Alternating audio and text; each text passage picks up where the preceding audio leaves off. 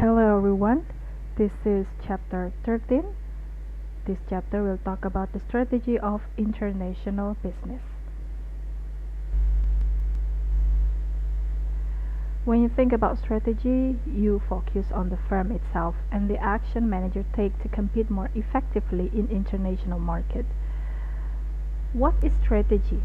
Strategy is the firm's strategy, refers to the action that managers take to attain the goals of the firm. The firm needs to pursue strategies that increase profitability and profit growth. And then according to its definition, profitability is the rate of return the firm makes in its invested capital, while profit growth is the percentage increase in net profit over time. Here you can see the determinants of enterprise value. Enterprise valuation will be depends on the profitability of the company and the profit growth. And how to build profitability, we can get it by reducing costs and then add value and raise prices. While in order to add profit growth or in order to make the profit growth, we can do by some strategies such as sell more in existing markets and enter a new market. The firm can achieve higher profitability and higher profit growth rates through value creation. The more customer value the product, the more they'll be bring to pay for it. So we can say that the value created by the firm is measured by the difference between what we can charge for the product given the competitive environment and the cost of producing the product. How can a firm increase profit? Firms can increase profit by adding value to a product so that customers are willing to pay more for it, or by lowering their costs. The strategies used by firm are differentiation strategy, where the focus is on increasing the attractiveness of the product, and through low cost strategy, where the focus is on lowering costs. You can probably think of the countless products that are differentiated. Take the soft drink industry for example. You can buy cola with caffeine, without caffeine, with sugar, or with sugar substitutes, with lemon flavoring or cherry flavoring and so on. In contrast, companies like AirAsia, rather than offering extra frills, they focus on providing service at a lower cost than the competitors. So it flies the smaller airports that can lower costs as means of keeping price low. You can think of the firm as a value chain composed of distinct value creation activities like production, marketing, materials management, research and development, human resources, and so on. Each of these activities has to be managed efficiently. We can categorize these activities as primary activities and support activities. Primary activities are those that involve creating the product, marketing, and delivering to its buyers, and providing support and after-sales services to customer.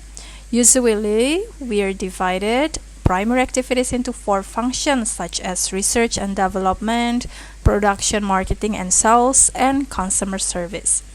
Support activities are just what you think, activities that allows the primary activities to occur. They include things like information system that manage inventory or track sales, logistics, and human resources. While you think that they are not as important as the primary activities, in fact they are. Without support activities, Dell computer, for example, would be lost. In this figure, you can see the different parts of the value chain. As we have mentioned before, it's divided into 2, support activities and then primary activities. Well, support activities, you can see it's conducted by several departments such information system that support research and development as the primary activities, and then company infrastructure logistics supporting production and marketing and sales for the primary activities, while the human resources supporting the customer service. There are several things that the firm can get if they want to expand their business internationally. The first one, they be able to extend the marketplace by selling the product in the international market. And the second one, they have to be able to have a sensitivity toward location economies by these first value creation activities to location where they can perform more efficiently and effectively. And after this slide, I'll give you an example of how it's done by Nike. And the third one, realize greater cost economies from experience effect and serve an expanded global market from a central location. If we have more experience when we good on doing something, by the time we'll be more expert on it, and then there will be less cost that we need to spend to make or create a product. And the fourth one, earns a greater return by leverage our skill developed in the foreign operation and transfer them elsewhere in our organization. So the more we have an experience to conduct business in foreign countries, the more we have understanding about what kind of habits of the people in the international context, for example. And then we can also learn how to conduct business, how the law, and how to register a business, and so on. The other thing that is also important is the core competencies.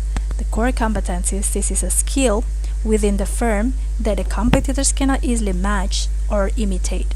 The core competencies enable the firm to reduce the cost or value creation, to create a perceived value so that premium pricing is really possible. Let us see the example for several core competencies that the company can build. There are several examples here and characteristics that you want to focus on as a company. It can be from the unique product offering, so you can try to create something that is quite different with compares with the other competitors. You can create something that unable to be copied. For example, like Samsung created Samsung Fold and Samsung Flip, and not a lot of competitors be able to imitate their action. And then process is the way you giving the process, the system that is really seamless, is really easy, is not complicated. And the third one is the way you serve your customer, how you try to make them as a king, how they experience that your friendliness, how they feel like they being cared by you. And the fourth one is the quality control. The quality of a product will make the customer think that you have something quite different, especially in the level of your quality. And innovation, you're always creating something new, something different. You always one step ahead compared to your competitors. And the last one is the brand advertising. If you try to strengthen your brand through an advertisement by providing and always show them or present them in the television, or maybe always show them during the internet advertising and so on. For example, Coca-Cola, they try to do more advertisement during the holiday season, for example, or maybe during the competition, football match, or during the Christmas or maybe Idol Fitri. So they try to make sure they put something in the customer mind about how strong the brand is. This is an example of company who have a really strong core competencies. If you can see that Netflix, their core competencies, in my opinion, is more on their offering, how they try to build nice movie, how they try to collect nice movie and good quality of movie, and they be able to also show a good process by recommending you what you have to watch based on your previous movie. And then Walt Disney, when you visit a Walt Disney theme park, you will see that people is always greeting you with friendliness, with joy, with happiness. They always allowed you to take a picture with them. So it's talking about the service. So Walt Disney, one of the core competency beside the uniqueness of the character in Walt Disney, they also try to focus more on their service. while Google is always innovating. You know that there's a lot of Google's product that works in market. They'll be able to show some success, yeah, on how they create a new product. And then, since we also learned before that location economies is really important, let us see in deep what is actually location economies. Location economies are the economies that arise from performing a value creation activities in the optimal location for that activities, wherever in the world that might be. By achieving location economies, what we can get as a firm, the first one, lower the cost of value creation and achieve a low cost position. And the second one, differentiate their product offering. What we try to do is we have to choose specific countries that we believe in that countries, if we want to create a product is way cheaper than if we create the product in our own countries. So we have to do research first, we have to get more information, doing survey to make sure that we spend less if we rather than we try to produce the product in our own companies and our own countries. Okay, let us see here the example of Nike factory in China, and you can see here that Nike, they built a big manufacturer for their product in China.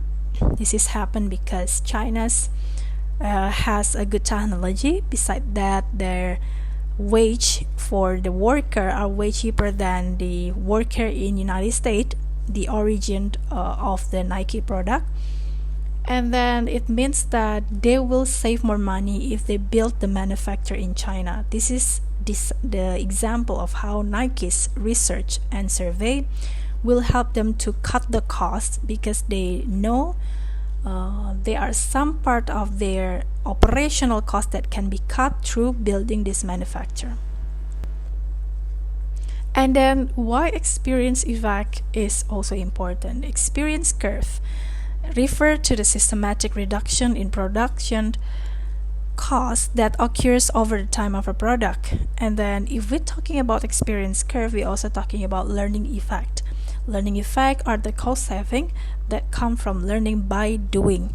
So for example, if you're a new worker, then you have to create let's say one pen if you are a pen company, and then for one day you'll be able only create for example like 20 pen in your first day of working.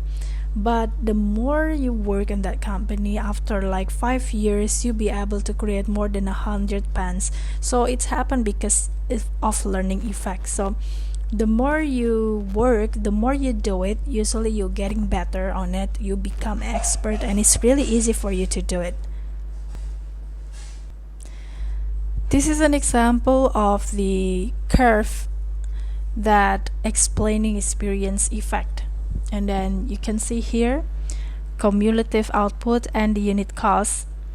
You can see that from A to B, yeah. For the first time, like you do your work, then the unit cost for making a product is really high. And then the more you do your work, then it's become increasing, and then it become decreasing for the unit cost, and your output is even larger, and there will be more volumes of product that you can create. The experience effect is talking about the economies of scale, and economies of scale is referred to the reductions in unit cost achieved by producing large volumes of a product. So if you want to create a product, it will be better like you have more than just one product to be produced, because it's lower your cost. Instead of making one t-shirt for one person, you'll get a cheaper price if you can create like 50 t-shirt or maybe 100 t-shirt in 1 hour, because the operation cost is the same. So that is the basic of economics of scale. And we would like to now talking about the type of competitive pressure exists in the global marketplace. The firm that compete in a global marketplace face two conflicting type of competitive pressure. The pressure that limit the ability of firms to realize location economies and experience effect, leverage product and transfer skill within the firm. So this is talking about the outside the benefit that the company can get. They have to pay attention more on the competitive pressure here. There are two types of a competitive pressure. The first one, pressure for cost reduction, that forcing the firms to lower the unit costs. And the second one, pressure to be locally responsive. This is talking about requiring the firms to adapt its product to meet local demands in each market, as a strategy usually will raises the cost. The pressure for cost reduction will be happened if in industry, the first one, in industry producing commodity types of product that fill universal needs, and then it makes the price is the main competitive weapon. So what this trying to say is that if you have some kind of competitors that also show you the same offering, also try to offer the market with the same offering as yours, and then it's more on the type of a commodity product, and it fulfills everyone's needs, and it has no difference between your product and your competitor's product. It will make the main selection, the main alternatives for the customer to choose between you and your competitor is on the part of the price of the product. And then the second one, when major competitors are based in low cost location. If your main competitors, they really be able to press the price, then it will give you more pressure to even provide or offering a lower price. And the third one, where there is persistent excess capacity. You produce too many product, too many capacity that have some pressure to sell the product in the market. And in order to let people buy a product, finally you try to lower your costs so people will buy a product. And the fourth one, where consumers are powerful enough and face a low switching cost. Low switching cost is happen when people not feeling that your product is that important in their life and make them is easy to move to another brand. So this is the cause or the factor that make you as a firm to face pressure for cost reduction. And pressure for local responsiveness is happen because of this factor. The first one, differences in consumer taste and preference. When we're talking about pressure for local responsiveness, meaning we have to be able to adapt our product to the local taste. Just example, you were Indomie that came from Indonesia and you tried to target European countries. You know that European countries has a different taste compared to Indonesia, where they don't like to have more spicy product to consume. They also not prefer to have too salty product. And as we know that Indomie is always flavory, is tasty and spicy because they have some chili powder on it. And in order to Indomie be able to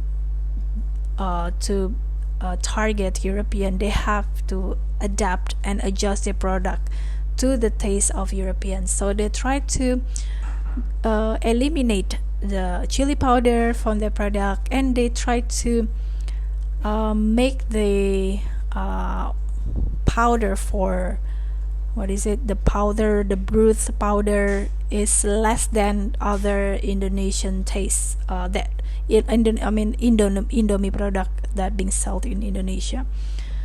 So it means that they have to adjust more because of different tastes. And the second one, different in traditional practices and different infrastructure. It means that, for example, like Indonesian people are not that familiar with the use, for example, in China, maybe in Taiwan, or maybe in Germany, people are not really love to use QRIS, yeah, as a terms of payment, as a method for payment. They love to doing cash. So that is different infrastructure and different practices. Perhaps in the countries that we try to target, they have different ways on using the product, and then they have different ways to getting support to use the product that makes our product need to adjust more. And then the third one, difference in distribution channel that makes our product need to adjust, especially if we sell a fresh product, and if the distribution still have a problem, then we have to make sure to add something on it, and it add value on it. For example, add more freezer during the product being delivered to our customers, so it will add the cost, and it will make us to adjust more on something in the part of our product. And the host government demands, there are some kind of barriers that being set by the host country government that require us to make some adjustment in our product. Okay, this is some strategy that the firm can choose. If we can see here, there are Y line and X line. The X line is the horizontal one, when Y line is the vertical lines. In the vertical lines, we can see pressure for cost reduction, while in the horizontal lines, we can see pressure for local responsiveness. If we found out that the pressure of cost reduction is high and the pressure for local responsiveness is low, then we can take global standardization strategy. But if we can find that it's low on cost, require low pressure in cost and low pressure also in local responsiveness, we can take international strategy. Transnational strategy, it's happened, is the strategy that we can take if the pressure of cost reduction is high, while we also face a pressure for local responsiveness high. And then the local strategy, localization strategy is happen. We can take this kind of strategy if the pressure for cost reduction is low, while it is high on pressure for local responsiveness. We can see the detail after this slide. In detail, I would like to discuss about global strategy. Global strategy, as we have mentioned before, it's happened if the high pressure for cost reduction and low local responsiveness. In order to increase profitability and profit growth by reaping the cost reduction from economies of scale, learning effect, and location economies. So that's the company can do. In order to face a high pressure for cost reduction, the company should think about economies of scale, so produce more product, and then they have to have a skilled worker, because it will it's a part of learning effect. It will also reduce your costs, and they have to think about location economies. They to have to choose which country that they will provide a lower cost rather than they produce a product in their own country. The goal is to pursue a low-cost strategy on a global scale, and the strategy that highly focus on the economic scale, offering and process the consistent in every country. Pay attention also in the cost efficiency and similar product in different market. The example is Pfizer and Microsoft. Microsoft here, as we know that is a product that can be accepted to everyone. As you know that they are mostly used by a lot of people for working, for education, for learning, for studying, for many purposes, for business. And the problem is that not every country would like to accept them very well, because the economic condition in one country to the other is different. And then there's also a problem on infrastructure and people's skill and capabilities to buy original Microsoft product, and that might affect on the what we call that piracy problem, where some of Indonesian, they buy piracy software. They buy it from someone else that actually not buy directly from Microsoft. So that's become a problem. In order to Microsoft be able to survive, they have to cut their costs, so they be able to affordable for the people in different countries. And the next strategy is international strategy. It's happened when there is a low pressure to cost and low local responsiveness. So it's really easy if you have this kind of situation that makes you no need to change mostly in everything. And then usually it's a kind of product that already mature in your own domestic market, and after that you see that the world has a potential to receive your product and welcome your product very well without too many changing, and you have a really strong brand, and the operational managed centrally by the home country and very low adaptation to local needs. The company is very unique offering, have a unique offering that makes there's no need to reduce also the cost. The example is Harley Davidson. As we know that Harley Davidson no need to change most of their component to make some adaptation based on Indonesian market, for example. And they also no need to adapting on how much they're being sold on different countries, because they have a unique offering, they have a really strong brand, so people don't mind to buy this product as it is. And the next strategy is transnational companies. We can take this strategy if the situation is high pressure in cost and high local responsiveness to the country that we try to target. Because it's a high pressure in cost, then we try to achieve low cost through location economies, economies of scale, learning effect, differentiate the product, offering across geographic market to account for local differences, and foster multi-directional flow skilled between different subsidiaries in the firm global network operation. And then the main strategy is to maximize response in local needs. They can use company brand and value, but the management is under authority of brand office. So usually we can try to get an example from McDonald's, even though this is a franchise company that came from the United States, but they also need to adapt their local taste.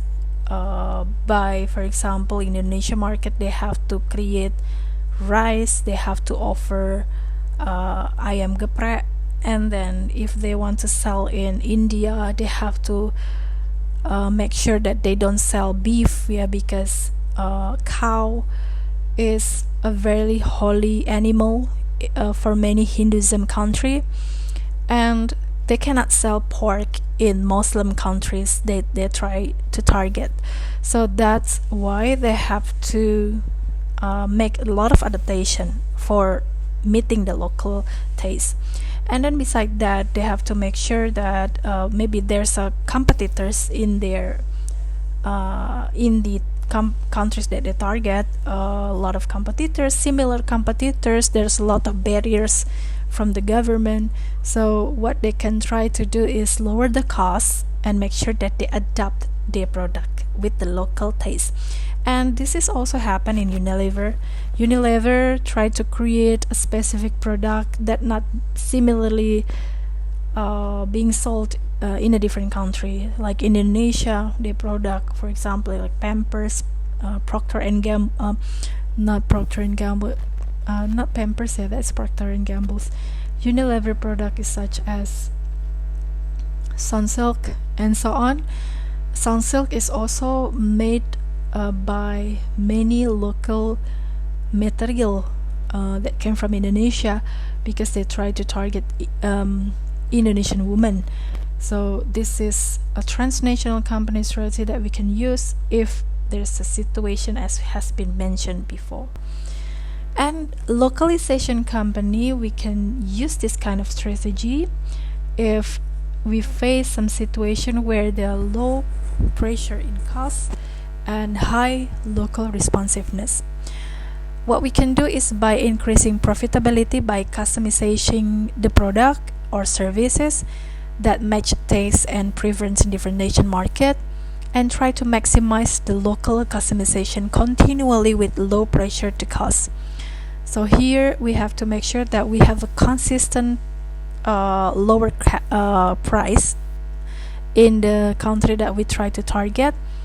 And then we also make sure that we adapting our flavor, adapting our packaging, maybe adapting our taste with the local taste. Just for example, Heinz in Indonesia will add salt, and another product will create more spicy sauce, especially for Indonesian market. That will not be happen if they sell the product in European, will not be happen if they sell the product in the original countries, the origin countries. So they will choose localization because there's a high local responsiveness.